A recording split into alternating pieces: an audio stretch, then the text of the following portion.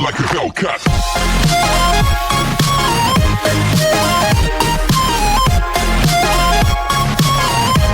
अभी तक हमने देखा कि सोंगसू जो कि ड्रंक हालत में मीमो को किस करने ही वाला था, मगर तभी बेहोश हो गया, जिसे मीमो खुद से दूर करती है।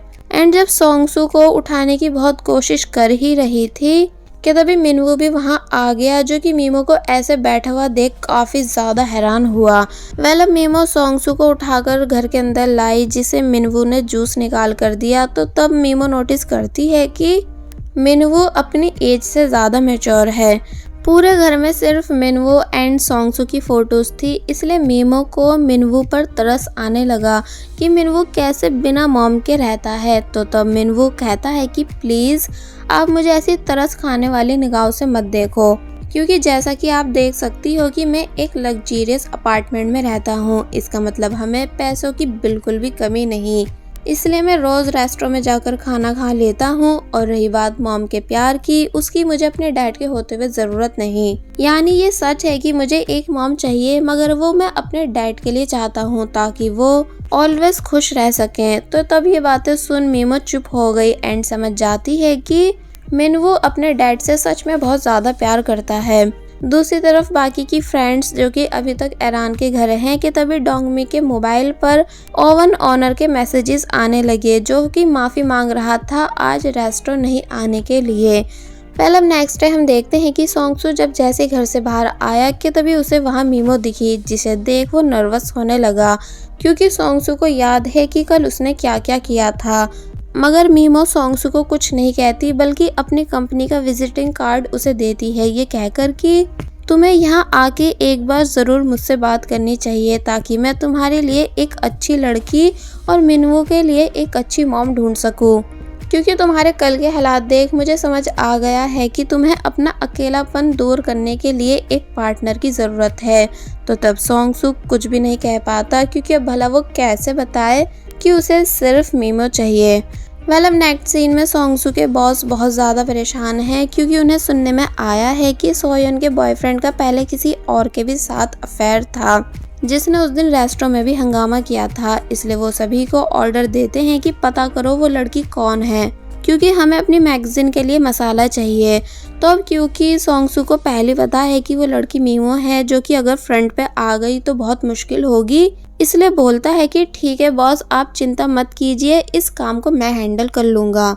नेक्स्ट सीन में फाइनली ईरान की वेडिंग दिखाई गई, जहां ईरान बहुत ही ज़्यादा खुश नज़र आ रही है कि चलो फाइनली अब मैं भी मैरिड हो जाऊंगी।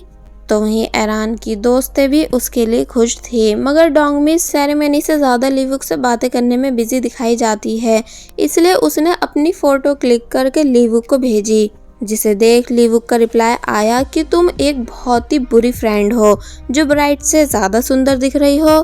तो ये रीड कर डोंगमी का शर्मा कर बुरा हाल हो गया। बाय द वे अब फाइनली शादी संपन्न हुई कि तभी सेरेमनी में एंट्री हुई बैंक की सभी एक्स गर्लफ्रेंड्स की, जिन सभी ने टोटली ब्लैक लुक किया हुआ था, जबकि वेडिंग्स में ऐसा ड्रेस कोड करना बिल्कुल भी अलाउ नहीं, यानी ऐसे ड्रेस कोड को बैड लक माना जाता है। इसलिए ये देख सभी लोग हैरान रह गए। मीमो ईरान से पूछती है कि अगर तुम कहो तो मैं इन्हें यहाँ से भगा सकती हूँ, मगर ईरान ऐसा करने से मना कर देती है, ताकि वेडिंग में सीन क्रिएट नहीं हो। वो सभी लड़कियां बारी बारी से बैंक को बातें मार कर गईं कि बैंक कितना बुरा है, जिसने इतनी सारी लड़कियों को धोखा दिया। तो तब ये बातें सुन ईरान को बहुत ही ज़्यादा गुस्सा आ रहा था, इसलिए वो काफ़ी ज़्यादा गुस्से से बैंक के हाथ को भींचती है, क्योंकि इन एक्स गर्लफ्रेंड्स के खुलासे की वजह से सब कुछ बर्बाद हो चुका था। After wedding ceremony Iran bank को बहुत ज़्यादा मारती है कि तुमने आखिर क्यों मुझसे शादी की, जब तुम्हारा ऑलरेडी इतनी लड़कियों के साथ अफेयर था। तो तब हमें यहाँ फाइनली बैंक का असली रूप दिखाया गया, जो कि बताता है कि मैंने ऐसा इसलिए करा ताकि मैं अपनी फैमिली के प्रेशर से बच सकूं एंड तुम्हें एक शील्ड की तरह यूज़ कर सकूं। यानी अब मैं मैरिड हूँ, जिस वजह से अब कोई भी मुझे गलत नहीं समझेगा जब मुझे दूसरी लड़कियों के साथ देखेगा। और वैसे भी तुम मुझे 1 साल होने से पहले छोड़ नहीं सकती, क्योंकि मैं पहले तुमसे एग्रीमेंट पे साइन करा चुका हूँ। इसलिए क्यों ना हम दोनों एक दूसरे को शील्ड बनाकर ही यूज़ करें। यानी तुम जिसे चाहो उसे डेट करो और मैं जिसे चाहूँगा उसे डेट करूँगा, क्योंकि मेरा एक लड़की से जी नहीं भरता। एरान और ज्यादा गुस्से में आकर बैंक पर सामान फेंकने लग जाती है। तो वहीं बाहर मीमो, बैगदा एंड डोंगमी ये तीनों भी पूरी बात सुन चुकी थी। इसलिए मीमो कहती है कि शायद हमें अंदर जाकर लड़ाई रुकवानी चाहिए, मगर बैगदा ने ऐसा करने से मना कर दिया, ये बोलकर कि ये इन दोनों का मैटर है, हमें बीच में नहीं आना चाहिए। सेरेमनी हॉल से बाहर आकर मीमो अपने उस फ्रेंड से मिलकर आने की बात बोलती है, जो कि उसका जासूस भी था, ये बताकर कि वो मेरे लिए बहुत ज़्यादा परेशान है क्योंकि उसकी मिसअंडरस्टैंडिंग की वजह से मेरी उस दिन जोंग से लड़ाई हुई थी, साथ ही मेरा दिल भी टूटा था। इसलिए अब मैं उससे मिलकर बताऊंगी कि अब वो और ज़्यादा मेरे लिए परेशान नहीं हो, क्योंकि अब मेरा कोई और बॉयफ्रेंड बन चुका है। तो तब डोंगमी कहती है कि ठीक है, मगर अपने उस एक्स बॉयफ्रेंड से बचकर रहना। दूसरी तरफ सोंगसू, जो कि ऑलरेडी जोंग के रेस्टोरेंट में है क्योंकि यहाँ उसको उसके बॉस ने भेजा है, कि तभी मीमो भी वहां आ गई, जो कि किसी पर्सन से अपने दोस्त के बारे में पूछ रही थी। कि तभी मीमो का एक्स बॉयफ्रेंड जोंग भी वहां आ गया, जो कि मीमो को खींचता हुआ साइड ले गया एंड देन गुस्सा करने लगा कि तुम यहाँ फिर से सीन क्रिएट करने आई हो, है ना? पता भी है उस दिन के बाद से लोग मुझसे कितने सवाल कर रहे हैं। और फिर मीमो को काफी कुछ उल्टा सीधा बोलने लग जाता है। सोंगसू भी बाहर आ गया एंड छुप के बातें सुनने लगा। तो तब मीमो समझाने की बहुत कोशिश करती है कि मैं यहाँ तुम्हारी शक्ल देखने नहीं आई थी, यानी मुझे कोई शौक नहीं है तुमसे मिलने का। मगर जोंग उसकी बातों पर यकीन नहीं करता और जब जैसी मीमो की बातों से किलस कर उस पर हाथ उठाने ही वाला था, मगर तभी रुक जाता है। तो तब मीमो कहती है कि मुझे यकीन नहीं आ रहा कि मैंने पूरे 2 साल तुम जैसे इंसान पर वेस्ट किए। जिस पर जोंग कहता है कि अगर ऐसा है तो फिर तुम मेरी और मेरी गर्लफ्रेंड सोयोन की लाइफ से चली क्यों नहीं जाती हो, यानी मुझे भी तुम्हारा ये बदसूरत चेहरा देखने का कोई शौक नहीं। और फिर जब जैसी जाने लगा कि तभी मीमो ने अपनी सैंडल निकाल कर उसके सर पे मारी, ये कहकर कि रुक, मैं अभी तुझे तेरी जगह दिखाती हूँ। दूसरी साइड से दूसरी मैगजीन का रिपोर्टर भी आ रहा था, जिससे पता चल जाता कि अच्छा जोंग की एक्स वाइफ मीमो है। इसलिए सोंगसू ने तभी बीच में आकर लड़ाई रोक दी एंड जोंग को वहां से जाने को कहा ताकि मीमो रिपोर्टर की नजरों में नहीं आ सके। एंड देन ऐसा ही हुआ और वो रिपोर्टर वहां से चला गया। मगर अब मीमो सोंगसू से काफी ज्यादा गुस्सा थी कि तुम आखिर क्यों बीच में आए, यानी तुमने मुझे उसे मारने क्यों नहीं दिया, और तुम होते कौन हो मेरे प्राइवेट मैटर्स के बीच में आने वाले। तो तब सोंगसू एक्सप्लेन करता है कि हम एक दूसरे के बहुत क्लोज हैं, यानी हम किस कर चुके हैं, एक दूसरे को हक कर चुके हैं, यहाँ तक कि शादी भी। एंड याद है तुम्हें, तुम ही वो फर्स्ट लड़की हो जिसने मेरी पैंट उतारकर मेरा वो सब देखा था। पता भी है उस दिन के बाद से मैं तुम्हें कभी भुला ही नहीं पाया था। तो ये सुन मीमो कुछ बोल ही नहीं पाई कि तभी सभी लोग जो कि इनकी बातें सुन चुके थे वो जोर जोर से हंसने लगे। इसलिए सोंगसू शर्मिंदा होकर वहां से निकल लिया एंड मीमो भी वहां से चली गई। वेल, अब नेक्स्ट सीन में डोंगमी फाइनली लिवुक से मिली, जिसने बिना देरी करे डोंगमी को प्रपोज कर डाला। और वहीं मीमो भी हैजुन से मिलती है, जहाँ ये दोनों बातें करते हुए एक अच्छा टाइम स्पेंड कर रहे थे। मगर जब जैसी रात हुई कि तभी एरान अपना सारा सामान लेकर डोंगमी के घर रहने आ गई, क्योंकि उसे बैंक के साथ बिल्कुल भी नहीं रहना, ये बताकर कि मैं बाकी 2 के घर नहीं जा सकती हूँ क्योंकि बैगदा अपने हस्बैंड के साथ रहती है एंड मीमो के पास उसका पपी है जो कि मुझे बिल्कुल पसंद नहीं। और फिर वो नीचे बैठकर बैंक को याद करते हुए फिर से अपना सारा गुस्सा निकालने लग जाती है। दूसरी तरफ हैजुन भी जब जैसी अपनी बिल्डिंग आया कि तभी देखता है कि आहिन उससे मिलने आई है।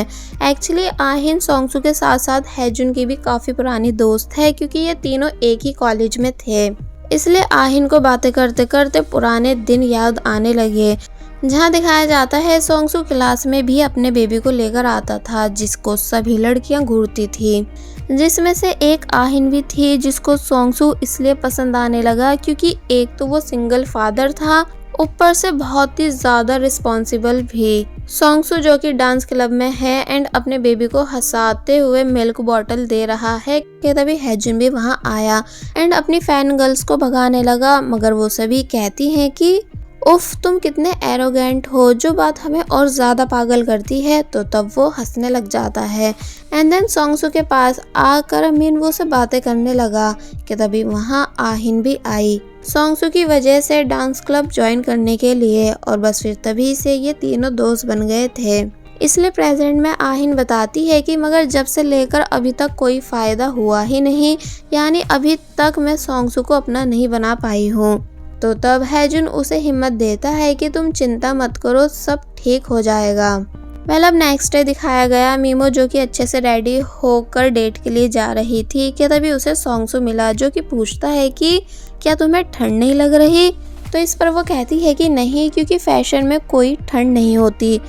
और फिर हैजुन के साथ मूवी देखने आई, मगर जहां सभी लोग किस सीन देखकर एक दूसरे को किस कर रहे थे, मगर हैजुन ऐसा करता ही नहीं। यानी वो धीरे धीरे मीमो के क्लोज आता तो है, मगर तभी पॉपकॉर्न का बहाना करके दूर हो जाता है। एंड देन मन ही मन हंसने लगा। और फिर आफ्टर मूवी ये दोनों डिनर के लिए आए और बस फिर ऐसे ही कई दिन बीत गए। यानी हैजुन हमेशा मीमो को मूवी डेट पर लाता है और फिर डिनर कराने लेकर चला जाता है, जिस वजह से मीमो को अब ये सब काफ़ी बोरिंग लगने लगा था। मगर वहीं दूसरी तरफ डोंगमी जो कि अब वो भी लीवुक को डेट कर रही है, मगर इन दोनों के बीच सब ठीक चलता है। यानी डोंगमी अपने बॉयफ्रेंड लीवुक के साथ बहुत ज़्यादा खुश थी, क्योंकि लीवुक को कुछ ऐसी मैजिक ट्रिक्स भी आती थी जिन्हें दिखा दिखा कर वो डोंगमी को और ज़्यादा इम्प्रेस कर लेता था। इतना ज़्यादा कि अब लीवुक डोंगमी के लिए उसकी लाइफ का सबसे इम्पॉर्टेंट पर्सन बन चुका है। अब नेक्स्ट सीन में हम देखते हैं सोंगसू को ओलिविया स्कूल यानी उसके पुराने स्कूल से इनविटेशन आया है, क्योंकि उसने रोमियो का रोल प्ले किया था। इसलिए ये देख सोंगसू सोचने लगा कि तो फिर ये इनविटेशन मीमो को भी आया होगा।